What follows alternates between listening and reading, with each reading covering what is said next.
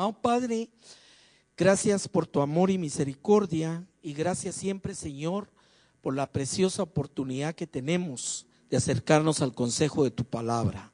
Señor, es por medio de tu palabra como tú traes fe a nuestro corazón y como tú revelas y enseñas aquellas verdades que tú quieres siempre poner en nuestra vida.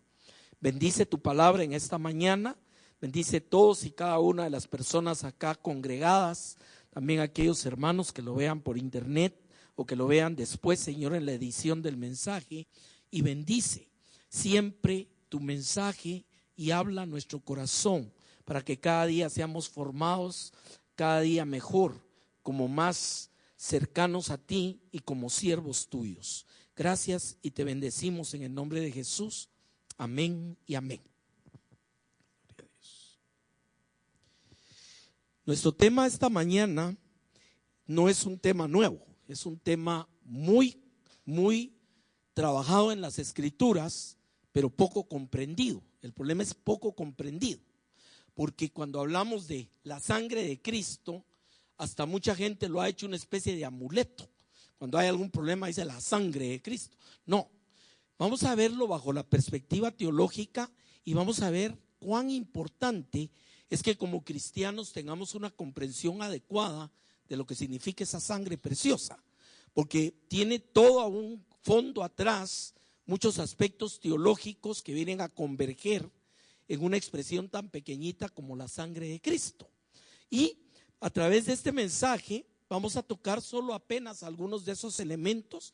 Es un tema bastante exhaustivo en la palabra, que aparece en muchas partes, todo el Antiguo Testamento como una figura que Dios fue instaurando y fue poniendo en el corazón de la gente, y posteriormente viene la realización a través de la persona de Jesucristo, y ya después se convierte en el asentamiento de una doctrina dentro de todo el tema de las epístolas, y lo vemos como uno de los puntos centrales de adoración en el cielo, en el libro de Apocalipsis. O sea que es un tema que lo vamos a ir viendo a lo largo de toda la Escritura y vamos a encontrar muchas cosas para nuestra vida. Pero antes de empezar con ello, tal vez quiero enfatizar lo siguiente: lo más importante de cualquier tema de la palabra de Dios es, en primer lugar, cuánto lo entendamos y lo creamos. Porque a veces la gente no cree adecuadamente porque no entiende adecuadamente algún aspecto. Pero el segundo elemento, y creo que lo más importante de todo, es cuánto lo vivimos. Y alguien pensará, bueno, ¿y cómo podemos vivir un tema como la sangre de Cristo? Y usted va a ver cómo lo podemos vivir. Es un tema que debiera estar presente cada día, en cada actividad que realizamos, porque es lo que nos lleva a una comunión perfecta con el Padre. Y ese es el punto en el cual nos vamos a centrar esta mañana. Quiero empezar con algo que nos dice el apóstol Pedro en la primera epístola, en el capítulo 1, los versos 18 al 20. Dice el apóstol: sabiendo que habéis sido rescatados de vuestra vana manera de vivir, la cual recibisteis de vuestros padres. O sea, el punto acá que tenemos que entender como principio es que todos hemos sido rescatados. Todos hemos sido traídos de una situación de vida. Cuando habla de vuestros padres, no es que nos hayan inculcado malas cosas, sino es simplemente que bajo una corriente del mundo hemos sido creados con muchas costumbres y muchas cosas, incluso en nuestro medio, con una herencia religiosa pesadísima también. Y ese es el tema al que se refiere, que fuimos rescatados de esa vana manera de vivir. Y dice: no con cosas corruptibles como oro o plata. Es interesante porque el oro es un metal, es el más preciado y es un metal muy perdurable. De hecho, mucho del oro que existe hoy fuera un oro que viene de hace miles de años o de millones de años, cuando los encuentran en las minas. O sea, es un material sumamente durable. Sin embargo, el apóstol lo utiliza como algo corruptible, como algo que se destruye con el tiempo, algo que se gasta, que pasa. Y dice que nosotros no fuimos comprados con oro ni con plata, que era la medida económica más cara de la época que él escribe. O sea, comprar algo con oro era algo muy valioso, y si no con plata. Y dice, no fuimos comprados ni rescatados con oro ni con plata.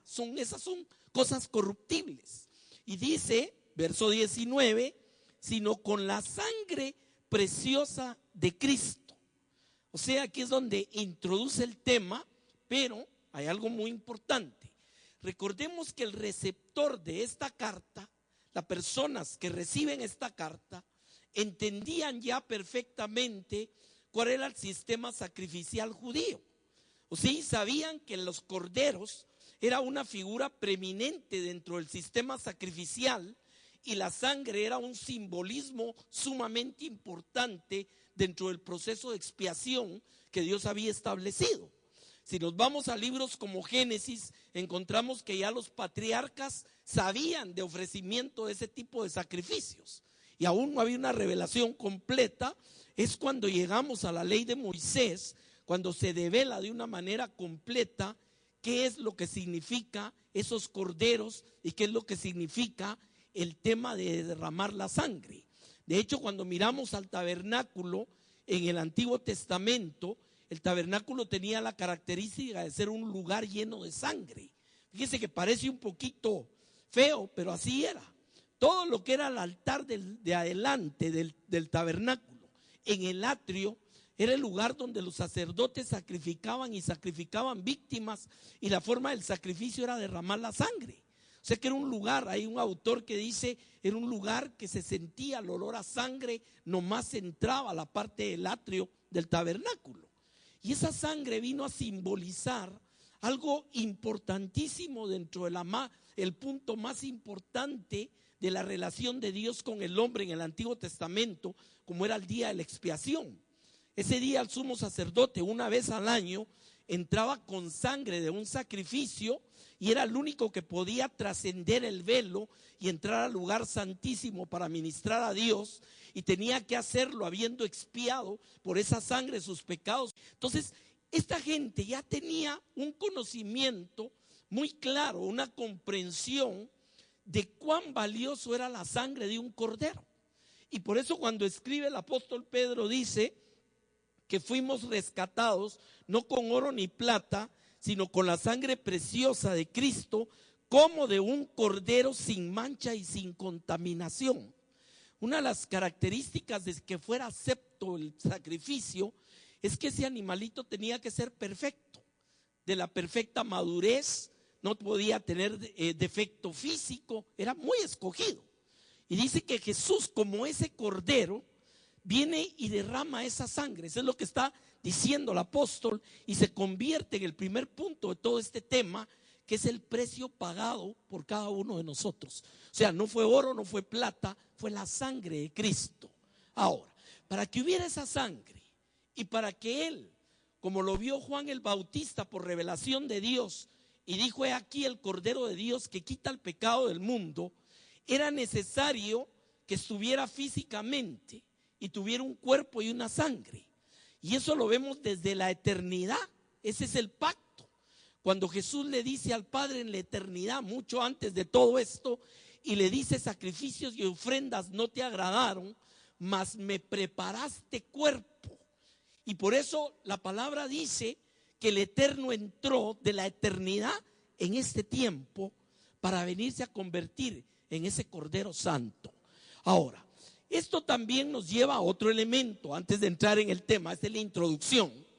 Y es que el aspecto del tabernáculo había sido construido bajo la visión que había tenido Moisés en el monte.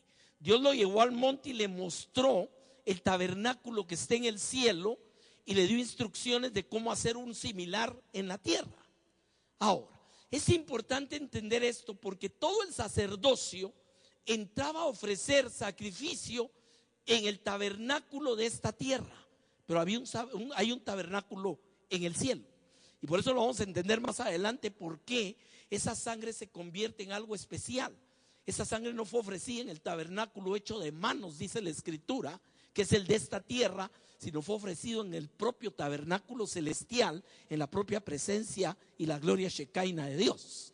Entonces, todos son elementos que nos van dando comprensión de la profundidad que tiene la expresión de la sangre de Cristo. Ahora, la sangre por naturaleza trae la vida al cuerpo. O sea que físicamente la sangre es la que lleva el oxígeno, los nutrientes, etcétera. Y si se pierde cierta cantidad, simplemente el corazón colapsa y la persona no puede vivir. Eso lo sabrán mis hermanos médicos que estén aquí. Ahora, cuando Dios dio un sistema sacrificial y mandó derramar sangre, esa sangre era la expresión de la vida. O sea que el animalito era sacrificado y al derramar su sangre, lo que estaba dando era su vida en sustitución de quien lo ofrecía, y era ofrecido como precio, como pago, como muchas cosas que vamos a ver a través de varios temas en el mensaje. Entonces también es importante tener en cuenta que esa sangre viene a representar vida. Es una forma de decir: aquí está mi vida. Y recordemos que Jesús en la cruz derramó hasta la última gota de sangre. Por eso cuando le metieron la lanza, simplemente salió agua todavía con algo de sangre, pero estaba totalmente desangrado. Vamos a ver esos elementos. Ahora sí, ya podemos entrar en el mensaje, ¿verdad? Bueno, veamos. Dice verso 20, siempre en primera de Pedro 1. Dice que Cristo, como un cordero sin mancha y contaminación, ya ordenado de antes de la fundación del mundo. En la omnisciencia de Dios, las cosas no tienen que acontecer para que Él las sepa. Dios tiene conocimiento de la eternidad y la eternidad hacia la eternidad. Por eso dice que antes aún de la fundación del mundo ya había sido dispuesto ese sacrificio, ya había sido dispuesto ese cordero. Eso es a lo que se refiere. ¿Y cuál es la motivación? Dice: manifestado en los postreros tiempos por amor de vosotros. O sea, aquí viene a converger toda la doctrina del amor de Dios hacia nuestra vida. O sea, ¿por qué se ofreció ese cordero? ¿Por qué se derramó esa sangre preciosa? Y el móvil fue amor. Por eso Jesús dijo: no hay amor más grande que el que yo ponga mi vida por ustedes. Y así lo encontramos en todos lados esto. Ahora, teniendo ese conocimiento que era normal para cualquier judío en la época, aunque no fuera una persona con mucho estudio, pero entendía perfectamente qué era el sistema sacrificial, entendía de cuánto venía esto, porque estamos hablando de más de 1000 años de estar ofreciendo corderos y de estar haciendo ordenanzas en el templo, etcétera. No era nada nuevo. Hay una conversación que se da en uno de los discursos de Jesús en el Evangelio de Juan, que es un evangelio que está basado sobre lo que Jesús dijo más que sobre lo que hizo. Pero hay una declaratoria que escandalizó a los propios discípulos. ¿Por qué? Porque usó una terminología que también entendían con base al Cordero Pascual, que es otro de los eventos importantes de la vida de Israel. El día que fueron sacados de Egipto de la esclavitud, se mandó que mataran un cordero, derramaran su sangre y la pusieran en los dinteles de las puertas y se comieran la carne. Y esto era preparatorio a ser librados. Y Pablo le llama más adelante, ya en el Nuevo Testamento, a Jesús como nuestra Pascua que ya fue sacrificada. Y cada año los judíos tenían que llevar a cabo una cena especial, que fue el día de la Santa Cena precisamente, donde lo que hacían era comer de ese pan y ese vino que expresaban el cuerpo y la sangre del Cordero Pascual. O sea que todo era un círculo, o sea que esta gente estaba impregnada de entender lo que significaba la sangre, de significar todos estos elementos del sistema sacrificial. Y además había una casta especial de una tribu especial que eran los levitas, que era de donde venían los sacerdotes, que eran los únicos que podían oficiar eso. Entonces todo eso ya estaba en la mente del judío. Y cuando Jesús tiene esta conversación en Juan 6, viene a producir un tremendo problema aún con los discípulos. Muchos ya no quisieron andar con él. ¿Por qué? Porque lo llevaron a una literalidad y no entendieron lo que estaba expresando en términos de un simbolismo a través de lo que dijo. Lea conmigo Juan capítulo 6, verso 53. Y Jesús les dijo: de cierto os digo. Recordemos que ese es un hebraísmo que le da fuerza a una aseveración. Decir de cierto digo es como que nosotros digamos: mire, le juro que eso, pero mire, eso es ciertísimo. ¿De acuerdo? Eso quiere decir: si no comiereis la carne del Hijo del Hombre y bebiereis su sangre, no tendréis vida en vosotros. O sea, agarrémoslo en frío. ¿Cómo nos pegaría una expresión así como esta? O sea, y lo siguió diciendo, porque alguien pudo haber dicho: bueno, pero es que él quería decir otra cosa. No, mire conmigo: el que no come mi carne y bebe mi sangre, el que come mi carne y bebe mi sangre, tiene vida eterna, y yo le resucitaré en el día postrero. Mire, empezamos a ver las conexiones de ese sacrificio con nuestro propio presente y futuro. O sea, la vida eterna, recuérdese, no es cuando usted se muera y se vaya al cielo. La vida eterna ya la está viviendo usted aquí, porque Jesús dijo claro que la vida eterna era que conociéramos al Padre y a su Hijo. Amén. Ahora, el que come mi carne y bebe mi sangre tiene la vida eterna, y yo le resucitaré en el día postrero. O sea que este es un sello de garantía de lo que va a pasar el día de la resurrección. Verso 55: porque mi carne es verdadera comida y mi sangre es verdadera bebida. El que come mi carne y bebe mi sangre, oiga, este es otro elemento, en mí permanece y yo en él. Notemos estas dos expresiones porque son fundamentales en teología. Permanecer nosotros en él no es lo mismo que él permanezca en nosotros, y viceversa. Deben darse ambos elementos. Permanecer yo en él es mi fe, es mi confianza, es mi expresión de todo lo que yo creo en mi Señor, y que él permanezca en mí es la obra que ha sido hecha, que está siendo hecha y que seguirá siendo hecha en mi vida. Note, por eso dice, óigame bien, dice: el que come mi carne y bebe mi sangre, en mí permanece y yo en él. Como me envió el Padre viviente y yo vivo por el Padre, asimismo el que me come, él también vivirá en mí. Y aquí se creó el problema. Si usted lee el capítulo en su casa, porque es bastante largo, va a encontrar que muchos no pudieron llevar esta palabra. Dice: dura palabra es esta. Tuvo que preguntarles a los propios discípulos, los más cercanos, los apóstoles: y ustedes también se quieren ir, porque mucha gente dejó de ir con él. No podía entender el simbolismo de ese comer y beber la sangre del Señor. Ese era el punto. No lo podían entender, pero bajo el esquema del sistema sacrificial era perfectamente entendible. Está hablando de sacrificio, está hablando de ser el Cordero Pascual, está hablando de ser ese sacrificio perfecto. Y posiblemente los mismos discípulos recordaría alguno de ellos cuando Juan dijo: he aquí el Cordero de Dios que quita el pecado del mundo.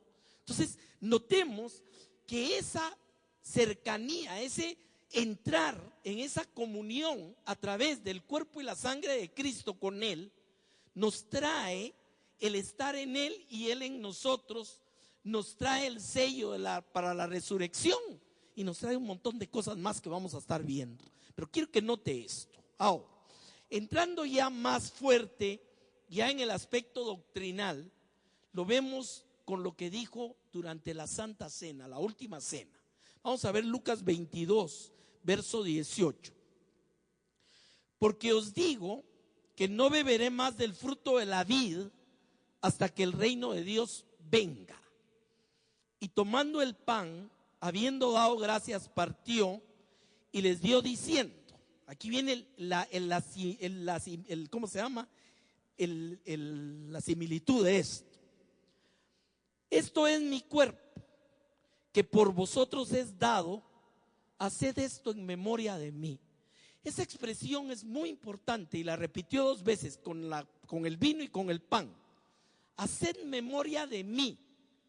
Cuando nosotros compartimos de la mesa del Señor, estamos recordando de ese cuerpo y esa sangre ofrecidos como sacrificio perfecto. Amén. Pero nunca hay una pretensión teológica en la Biblia que diga que en el momento que usted se lo come de veras se convierte en Jesús. Eso sería aberrante y sería lo que entendieron los discípulos cuando les dio el discurso de que se lo tenían que comer. ¿Me explico esto? Por eso dijo claro, haced esto en memoria de mí. Y déjeme decirle, lamentablemente los seres humanos somos muy olvidadizos en todo, y especialmente las cosas buenas que hemos recibido se nos olvidan muy fácil. Entonces, la forma como se instituyó todo el sistema de la relación con Dios en la palabra era rememorando, por lo menos anualmente, ciertas cosas. La fiesta de los tabernáculos, la fiesta de la Pascua, la fiesta de las primicias, para que el pueblo continuamente estuviera recordando y haciendo memoria de toda la bendición y la gracia de Dios sobre sus vidas. ¿Me explico eso? Y claro, luego se ha vuelto fiestas religiosas, etcétera, pero no era ese el objetivo. De la misma manera, en el tema de la cena del Señor, Jesús dice: haced esto en memoria de mí. Y no existen reglas, puede ser cada mes, puede ser, no sé cómo lo acostumbra cada iglesia, nosotros lo hacemos mensualmente, porque son elementos que lo que están rememorando es lo que pasó en esa cruz y por qué fue que pasó. O sea, lo que estamos haciendo es identificarnos con ello. Hay otros eventos que son únicos, el bautismo, usted no está bautizando todos los años, pero este elemento dice: haced esto en memoria de mí. Y en este momento trae la alegoría del pan hacia lo que es su cuerpo, porque lógicamente nos iban a comer su cuerpo, pero el pan era la forma de recordar la expresión de lo que ese cuerpo significaba. Igualmente dice el verso 20: asimismo también tomó el vaso después que hubo cenado, diciendo: este vaso es el nuevo pacto en mi sangre, que por vosotros se derrama. Fíjense cómo vamos amarrando el discurso de Isaías 50, que vimos en el Evangelio de Juan, con este tema, y lo vamos amarrando con todo el trasfondo de la doctrina del Cordero y de la expiación, etcétera, y empezamos a tener un claro entendimiento entonces de lo que dijo Pedro cuando dijo que fuimos rescatados con la sangre preciosa de Jesús como de un Cordero perfecto. Ya vamos entendiendo y amarrando esto. Ahora, eso nos está empezando a llevar ya, antes de entrar en algunos puntos, a lo que esto representa en nuestra vida. O sea, se puede usted imaginar cómo nos ve el Padre a nosotros hoy. Nos ve a través de ese sacrificio, nos ve a través de esa sangre. Nosotros no podríamos por nosotros mismos entrar al trono de la gracia, pero sí ha abierto la puerta a través de ser comprados y limpiados con esa sangre preciosa. Y eso es lo que tenemos que empezar a ver y entender. En Efesios capítulo 1, verso 7, hay un versículo que es muy importante en esto. Dice, hablando de Jesús, en quien tenemos redención. La palabra redención es una palabra que significa comprar algo con un objetivo, y se usaba en la antigüedad, en la época de Jesús. En griego es la palabra exagorazo, era comprar un esclavo, pero no para que me sirviera, sino para darle su libertad. Es cuando usaban la palabra exagorazo. Cuando habla de redención, está hablando, ¿no?, en términos del judaísmo, como el acto por el cual se está pagando por algo. Por eso fuimos comprados por esa sangre. Pero en el Nuevo Testamento tiene la connotación de ser comprados para ser libertados. Amén. Y mire lo que dice: en quien tenemos, Jesús, redención por su sangre. Ahí está otra vez el tema: el perdón de pecados según las riquezas de su gracia. Recordemos que gracia es un favor inmerecido, es algo por lo cual no podemos pagar, ni algo que hayamos comprado. Y ese es uno de los peores dolores de cabeza para la religión, porque la religión le da al hombre a veces formas de que le pese, le cueste, le duela o lo sangre para poder decir que tuvo alguna participación en el perdón de Dios. Pero el cristianismo nos enseña que es por gracia y no por obras, y que es por gracia que fuimos comprados y fuimos redimidos por esa sangre, porque hubo perdón de pecados. Aquí amarra otro elemento más. ¿Cuál era el problema de esa comunión Dios-hombre desde el mismo huerto del Edén? Era el pecado. Por eso la palabra dice que por un hombre entró el pecado, pero por otro entró la redención. Y todo eso, esa separación entre el Dios y el hombre, era la que era cubierta únicamente a través de sangre. Y déjeme llevarlo otra vez al tabernáculo, porque ahí hay un evento interesantísimo. El arca del pacto tenía adentro las escrituras, o sea, las tablas de la ley, y tenía una tapadera que se llamaba propiciatorio. Y lo que hacía el sumo sacerdote era entrar a cubrir de sangre el propiciatorio con ese cordero de allá afuera. Pero déjeme explicarle por qué.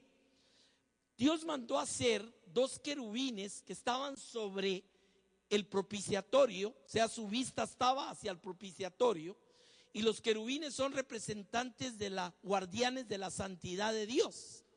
Lo que esto expresaba es que los querubines estaban viendo que la ley de Dios estaba quebrantada por el hombre, y el propiciatorio tenía como objetivo, al ser derramada la sangre, que esos querubines no vieran el pecado, sino vieran la sangre, y eso no los iba a dejar ver la ley quebrantada. Fíjese, ese era el simbolismo, el acto que hacía el sumo sacerdote.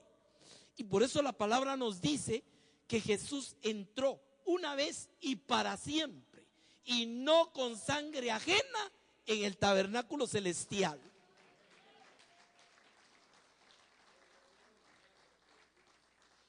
El perdón de pecados es el elemento más importante que viene pegado con el tema de la sangre. ¿Por qué se ofrecían esos sacrificios continuamente? ¿Por qué se derramaba sangre? Porque lo que estaban expiando y redimiendo era pecados. Y ahí, por eso cuando usted ve la ley de Moisés, especialmente el libro del Levítico que explica todo lo del sistema sacrificial, usted encuentra todo esto concatenado con el tema del pecado, hasta el pecado de la ignorancia. Todo aparece ahí. Y la mentalidad judía ya nacían y crecían con el entendimiento que sin sangre no hay remisión, que eso está en el libro de Hebreos como uno de los grandes principios de la palabra. Sin santidad nadie verá a Dios, sin fe es imposible agradar a Dios, y sin sangre no hay remisión. Están los 3 grandes principios. Ahora, dice en Efesios 2:12, en aquel tiempo, hablando de nosotros, estabais sin Cristo, alejados de la ciudadanía de Israel y ajenos a los pactos de la promesa, sin esperanza y sin Dios en el mundo. Recordemos que los efesios eran un pueblo gentil, era gente no judía, como lo hemos venido nosotros de la trascendencia de ello, y dice, estábamos ajenos de los pactos, ajenos de la ciudadanía. Y dice el verso 13, pero ahora, Cristo Jesús, vosotros que en otro tiempo estabais lejos, habéis sido hechos cercanos. ¿Por qué? Por la sangre de Cristo. Amén. O sea, ¿qué es lo que nos trae a ser parte de los hijos de Dios? ¿Qué es lo que nos permite entrar y ser parte del cuerpo de Cristo? La sangre de Cristo. ¿Estamos entendiendo todo esto otra vez? Todo vuelve al mismo punto. Esa sangre tiene un poder y un valor tremendo contra todo. Como le digo, no es un simple amuleto de, como la gente dice, es que la sangre de Cristo. No, momento, perdone. Tenemos que entender muy bien qué significa aquello para nosotros. Y ya lo voy a llevar a la práctica en otro elemento y usted va a ver por qué. Dice el verso 14, porque Él, hablando de Cristo, es nuestra paz, que de ambos pueblos hizo uno, derribando la pared intermedia de separación. Hasta el Antiguo Testamento y aún hasta los evangelios había una separación clara: los gentiles y los judíos. Amén. ¿Qué fue lo que hizo esa sangre? Al hacernos cercanos a nosotros, que trajo paz a nuestra vida y derribó esa pared y hizo un solo pueblo. Hoy en día ni judío, ni griego, ni nada, sino simplemente o hijo o no hijo de Dios. Pero ya no hay otra cosa que sea por herencia. Ahora somos por fe, por declaración y por lo que nosotros aceptamos en nuestro corazón. Por eso es que Dios no tiene nietos tampoco. Hay promesas sobre nuestros hijos, pero eso no significa automáticamente cristiano el tatarabuelo, cristianos toda la descendencia. Cada quien tiene que tener una decisión personal. Ahora, veamos este punto. Se rompió esa pared intermedia entre los dos grandes pueblos que reconoce la palabra, los judíos y los gentiles. Pero aún así hay otra cosa que se había roto, y era la relación entre el cielo y la tierra. ¿Por qué fue echado Satanás de ahí, etcétera? No voy a entrar en detalles, pero vamos a ver esto. Colosenses 1:19. Por cuanto agradó al Padre, hablando de Jesús, que en él habitase toda plenitud. Fíjese esto. Y por medio de él reconciliar. Esta es otra palabra bien importante. Reconciliar consigo, o sea, con Dios, todas las cosas, así las que están en la tierra como las que están en los cielos, haciendo la paz mediante la sangre de su cruz. Volvemos a entender el tema.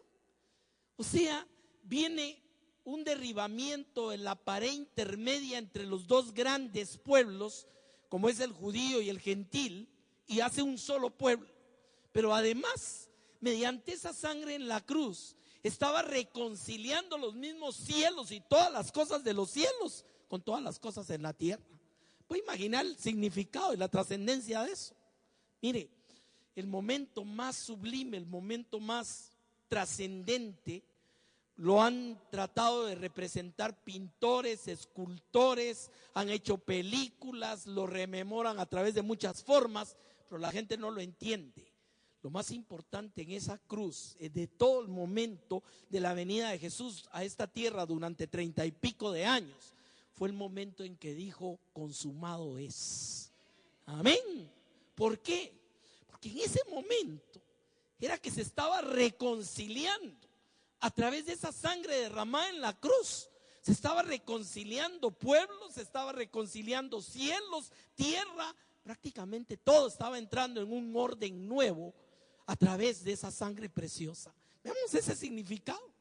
Y todo aquello que había sido practicado por más de 1000 años, de los corderos, de la sangre, del simbolismo, del rociar para santificar, etcétera, todo estaba convergiendo a esa cruz en ese instante, y todo el mundo lo pasó por alto.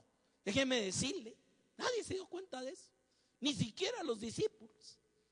Alguien le había oído decir: consumado es, pero hasta ahí llegó, pero no entendían la magnitud, el tamaño de lo que eso estaba significando.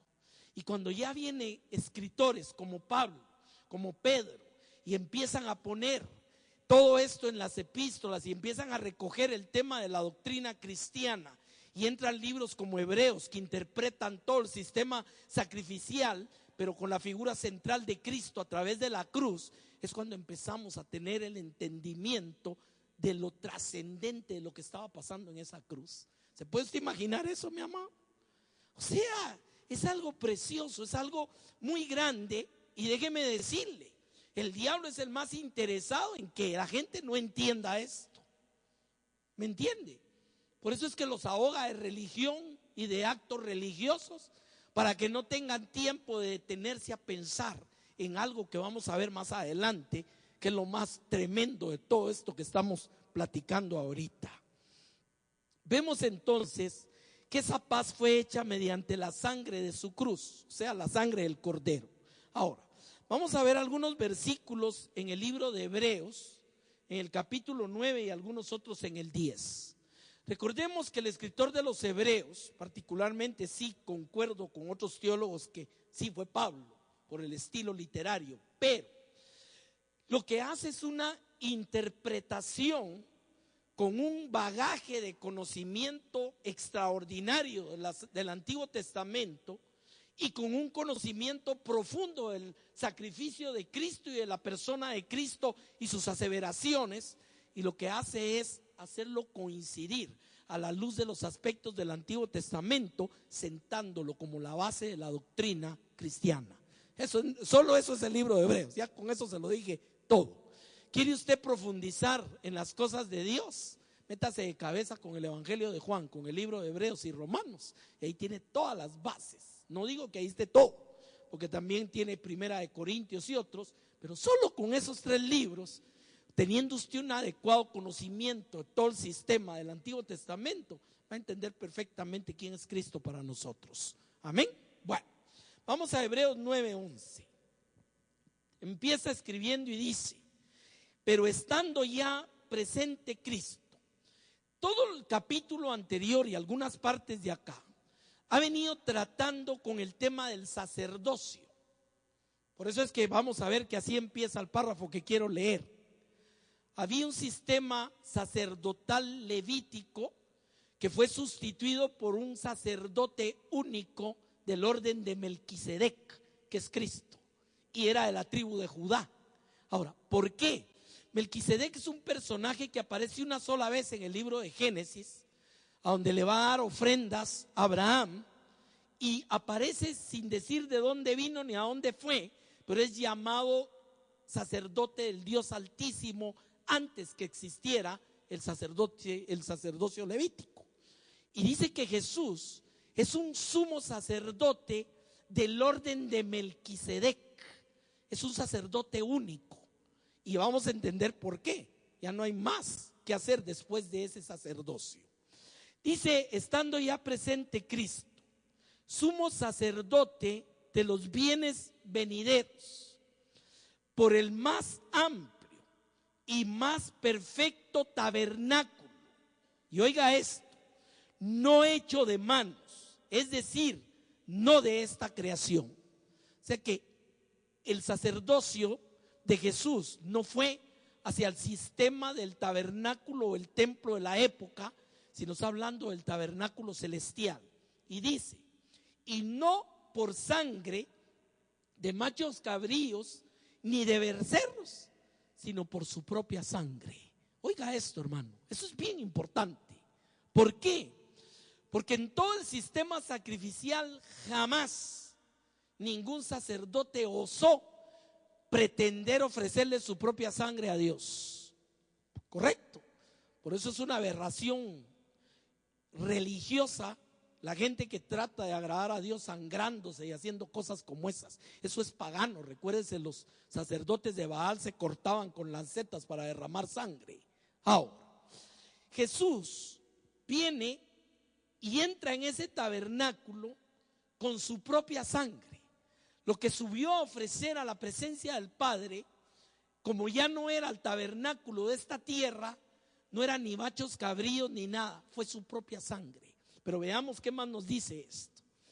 No por sangre machos cabríos ni becerros, sino por su propia sangre. Y aquí viene otro elemento: entró una vez para siempre en el lugar santísimo.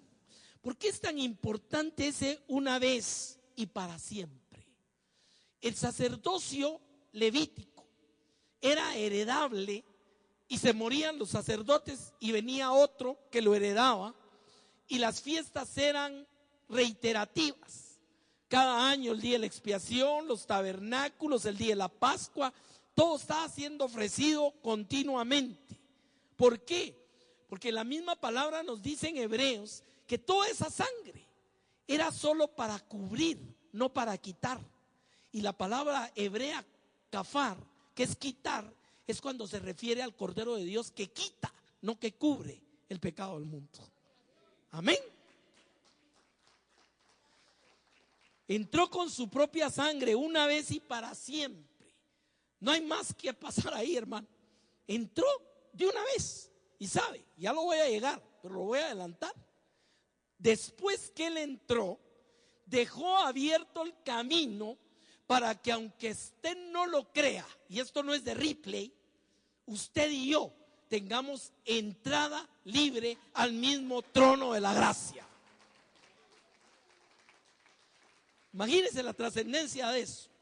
Entró una vez y para siempre al lugar santísimo, y aquí viene otra expresión importantísima, habiendo obtenido eterna redención. ¿Por qué tenían que estar volviendo a sacrificar y volviendo a ofrecer y volviendo a sacrificar y volviendo? Porque no era eterna redención. Pero la sangre de Cristo, ofrecida en el tabernáculo celestial, en la misma presencia del Padre, se constituye en un hecho único, una vez y para siempre, donde esa sangre lo que obtiene para nosotros es eterna redención. No hay nada más que ofrecerle. Por eso en el cristianismo no entra los famosos, la teología de los sacrificios, que Señor, yo te ofrezco esto y yo te ofrezco. ¿Qué le vamos a ofrecer nosotros? ¿Qué le va a usted a añadir a la sangre de Cristo, mi hermano?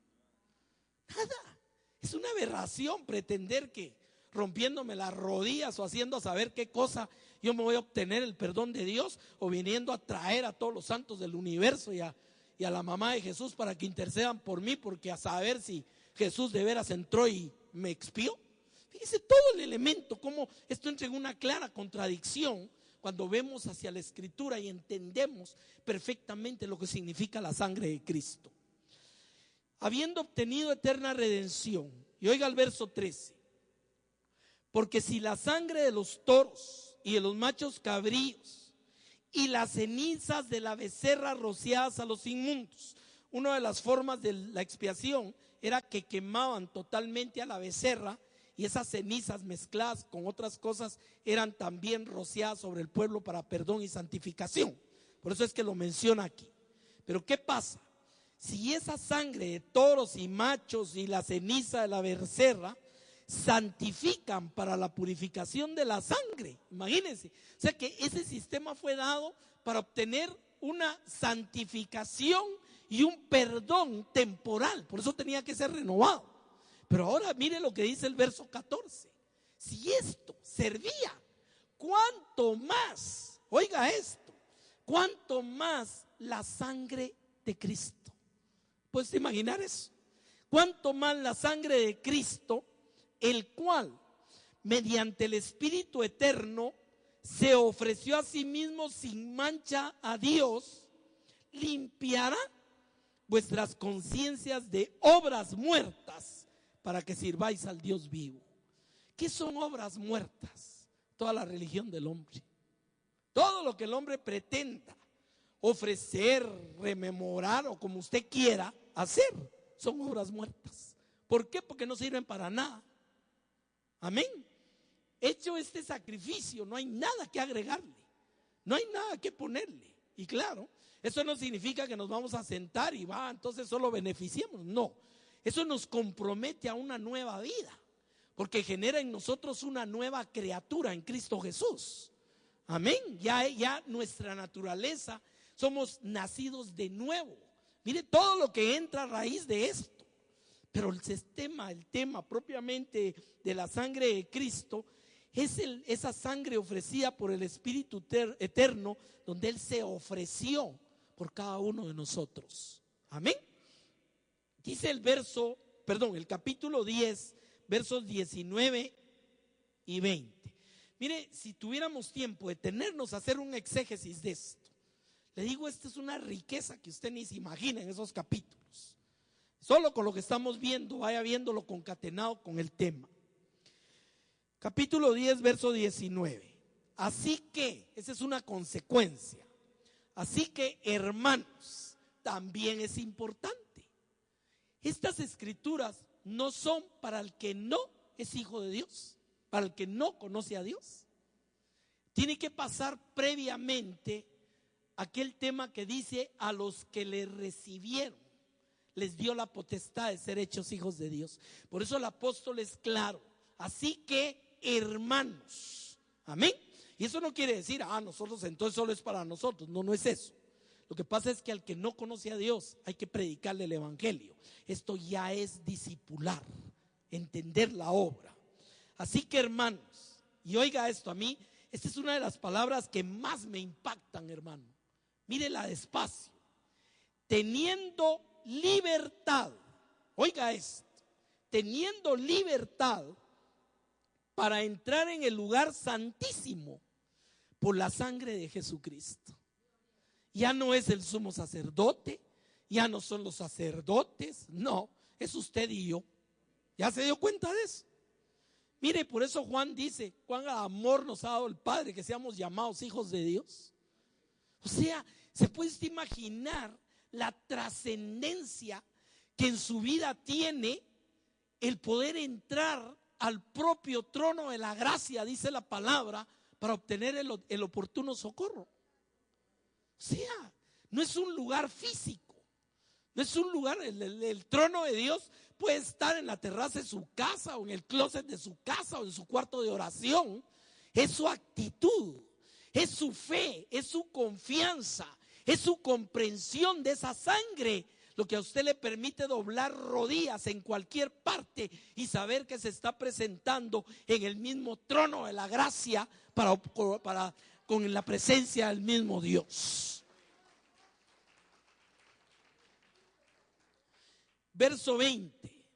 ¿Cómo entramos a ese lugar santísimo por la sangre de Jesucristo? Por el camino nuevo. Oiga esto.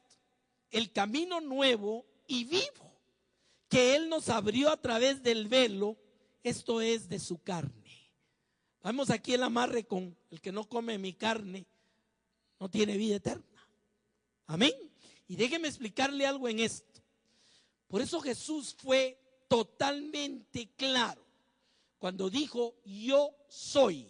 No dijo les vine a enseñar, los voy a llevar, les voy a decir dónde les voy a decir cómo. No, dijo yo soy el camino, la verdad y la vida. Y nadie, oiga eso, fue tajante, y nadie viene al Padre si no es por mí. Aquí está, por el camino nuevo abierto. Usted sabe que cuando Jesús expiró en la cruz, el velo del templo, o sea, el que separaba al lugar santo al lugar santísimo, que era un velo que tenía que ser puesto o jalado, levantado con varios bueyes, era muy grueso, pesaba mucho, pero cuando Jesús murió en la cruz, dice la palabra que el velo del templo se rasgó de arriba hacia abajo. ¿Qué nos estaba diciendo Dios? Está abierto el camino. ¿Entiendes?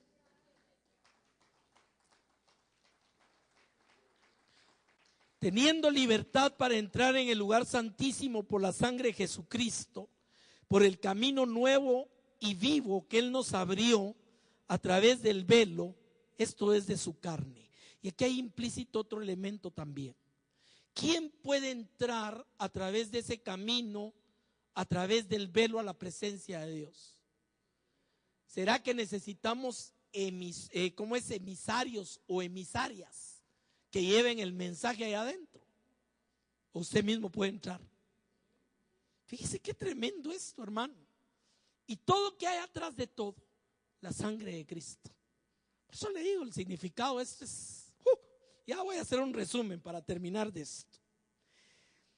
Primera de Juan, capítulo 1, verso 7 al 9. Vamos a ver otro de los elementos también acá. ¿Por qué es importante este otro elemento? Por una razón. Todos nosotros, dice la palabra, que el que comenzó la buena obra, la continuará hasta el día del Señor. En otras palabras, yo lo digo de esta manera: somos obra en construcción. ¿Cuántos estamos conscientes? Si alguien ya llegó hasta ahí, que le salgan alitas y salga de aquí volando. No, todos pecamos, todos seguimos teniendo cosas que están bajo un proceso de Dios en nuestra vida. O usted ya no se enoja, o usted ya no se le sale alguna palabrita que no debiera de vez en cuando. O sea, no me va a decir que no. Ahora, por eso hay una dotación, oiga esto, hay una provisión de Dios también con la sangre de Cristo para nuestro diario vivir. Oiga lo que dice Juan, primera de Juan 1:7. Si andamos en luz, como Él está en luz, tenemos comunión unos con otros, y oiga, y la sangre de Jesucristo, su Hijo, nos limpia de todo pecado. O sea, es un lavacro continuo de limpieza a nuestra vida. Y fíjese el verso 8 y 9, por si a alguien le quedó duda, eso debe ser para los pecadores de allá afuera. Oiga esto, si decimos que no tenemos pecado, nos engañamos a nosotros mismos y la verdad no está en nosotros. Si confesamos nuestros pecados, Él es fiel y justo para perdonar nuestros pecados y limpiarnos de toda maldad. Ahora, ¿cómo lo hace? Con la sangre de Cristo. Otra vez, o sea, no fue solo lo expiatorio, no fue todo lo que hemos visto ya de elementos, sino que además se constituye esa sangre en algo vital para nuestro caminar con Dios todos los días cuando estemos en esta tierra. ¿Es cierto o no? ¿Por qué? Porque cuando estemos en la presencia de Él, la sangre va a terminar de crear su efecto completo cuando ya podamos habitar con Él y seamos transformados. Pero mientras ese proceso pasa en esta vida, esa sangre nos está limpiando. Imagínense qué belleza esto, hermano. O sea, no solo tenemos entrada al mismo trono de la gracia, sino la sangre nos está limpiando, porque si no, no podríamos entrar al trono de la gracia. Ahí es donde vamos entendiendo estos elementos. Apocalipsis 1, 5 y 6. Vemos cómo está por todos lados esto. Jesucristo, el testigo fiel, el primogénito de los muertos y el soberano de los reyes de la tierra, al que nos amó y nos lavó de nuestros pecados por su sangre. O sea, es una aseveración continua. Ahora, aquí viene otra consecuencia de esa sangre. Y nos hizo, oiga esto, reyes y sacerdotes para Dios su Padre. Amén. Reyes y sacerdotes. A Él sea gloria e imperio por los siglos de los siglos. Amén. Pensemos un momentito. De las tres figuras más importantes en el gobierno de Israel, estaba el rey, estaba el profeta y estaba el sacerdote. El profeta traía la palabra de Dios al pueblo y el sacerdote representaba al pueblo delante de Dios y el rey gobernaba. ¿Qué hizo esa sangre con nosotros? Dice que nos ha hecho reyes y sacerdotes para nuestro Dios. Imagínense otra de las ventajas de esa sangre sobre nuestra vida. Y me gusta la terminología de los tiempos verbales. No dice nos hará. Allá cuando usted llegue al cielo, dice nos hizo. O sea que nosotros aquí donde nos ve a veces hasta mal alimentados, pero aquí donde nos ve no es presunción, somos hijos de Dios, somos reyes, somos sacerdotes, tenemos entrada al trono de la gracia. Imagínese, hermano, eso somos en Cristo Jesús. Voy a imaginar. Por eso es que cuando usted se ve al espejo y no por lo físico, le dice: grandes y maravillosas son tus obras, Señor. Bueno, y también por lo físico a veces, ¿verdad? Ok. Apocalipsis capítulo 5, verso 9 y 10. Y más vale que se vaya entrenando, porque esto es lo que va a ir a hacer para la eternidad. Y cantaban un nuevo cántico diciendo, está hablando de los redimidos en el cielo: digno eres de tomar el libro y de abrir tus sellos. Está hablando del Cordero de Dios, porque tú fuiste inmolado, o sea, sacrificado, y con tu sangre nos has redimido para Dios de todo linaje y lengua y pueblo y nación. O sea, ahí es donde dice que hizo de todos un solo pueblo. O sea, aquí ya no hay alguien que sea más que otro delante de Dios, porque todos costamos un mismo precio, todos entramos por una misma sangre, todos somos limpiados por esa misma sangre. Y a que Dios no le importa el color de la piel ni el nivel intelectual, no le importa nada de las cosas que los hombres han hecho para crear separaciones. ¿Por qué tenemos tanto racismo, tanta segregación en ese tema? Porque la gente no entiende que en Cristo somos uno solo. Y es imposible, óigame bien lo que voy a decir, es imposible que una persona que se diga cristiana pueda albergar en su corazón ningún tipo de racismo, hermano. Estamos claros con eso. Es imposible. Nos ha redimido para Dios de todo linaje, pueblo y nación. Y aquí vuelve a sentar lo mismo. Y nos has hecho para nuestro Dios reyes y sacerdotes, y reinaremos sobre la tierra. Recuérdense que viene de regreso a instaurar un reino de 1000 años y después ya viene la nueva Jerusalén, etcétera. No voy a entrar hasta ahí, pero todo eso, usted ya tiene comprado el boleto a través de la sangre de Cristo. Resumo, óigame bien, resumo en esto. Esa sangre nos da redención, perdón de pecados, nos hace cercanos a Dios, genera nuestra paz mediante la cruz, nos hace parte de su pueblo, es la base del nuevo pacto que sustituye todo el sistema sacrificial y el sacerdocio de la ley, nos da entrada al mismo trono de la gracia por Jesús como camino, continúa la comunión con el Señor por cuanto provee una limpieza continua de nuestros pecados. Por esa sangre somos hechos reyes y sacerdotes. Toda gloria sea al Padre por la preciosa sangre de Cristo, y somos redimidos de toda lengua y toda nación. Entendemos hoy qué es la sangre de Cristo. No es un tema misticístico, es un tema muy real y claro, que tiene una implicación de carácter espiritual completamente.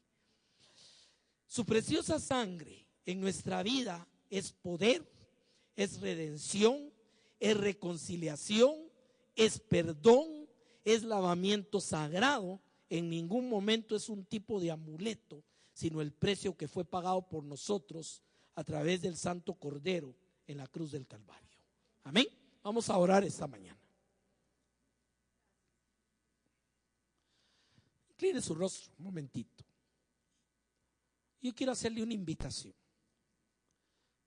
¿Está seguro totalmente de su confianza en esa cruz, de su confianza en esa sangre derramada por el Cordero? ¿Está completamente consciente que es en esa sangre donde tenemos redención y perdón de pecados? Si hay cualquier tema, cualquier duda, o no lo había comprendido o no había visto la profundización de esto, yo le invito esta mañana a que no se vaya sin ponerse a cuentas con Dios con este tema. ¿Me entiende lo que quiero decir? Y si usted sí ya lo ha entendido, usted ya lo tiene, pero no lo está aprovechando, usted sigue pensando en que usted no lo acepta a Dios, o que usted es demasiado, está muy mal para que Dios hable con usted, o usted no se lo ha ganado, también es un momento de hacer una reflexión, que es la gracia de Dios expresada por ese sacrificio en la cruz del Calvario. Padre, esta mañana bendecimos tu nombre precioso. Esta mañana, Padre, te damos gracias porque nos amaste de tal manera que nos diste a tu Hijo unigénito, para que todo aquel que en él crea no se pierda, mas tenga vida eterna. Te damos gracias, mi Señor, porque tú, dice la palabra, que siendo a semejanza de Dios, no estimaste ello como cosa que aferrarte, sino que te ofreciste, despojaste de ello y tomaste forma de siervo a semejanza nuestra y fuiste obediente hasta la muerte y muerte de cruz. Señor, gracias por esa sangre preciosa, gracias por esa sangre bendita, gracias por esa sangre, porque Señor, es a través de ese sacrificio perfecto, hecho una vez para siempre, que hoy podemos gozar de tu amor, de tu poder, de tu gloria. Hoy podemos, Señor, entrar al trono mismo de tu gracia. Padre, bendice a cada persona con este mensaje, Señor. Y Padre, si alguien tiene alguna duda todavía o no había comprendido, si alguien, Señor, tal vez no podía comprender cuán grande es esto de tener entrada al mismo trono de la gracia, yo te pido que lo ministres en este momento, Señor, que caiga cualquier barrera, cualquier prejuicio religioso, y que entienda lo maravilloso que es esa sangre preciosa que derramaste en la cruz del Calvario. Gracias, bendice mis hermanos, bendice siempre esta congregación, mis hermanos Pulido, y a todos y cada uno de tus siervos, en el nombre de Jesús. Amén y amén. Dios le bendiga, amén.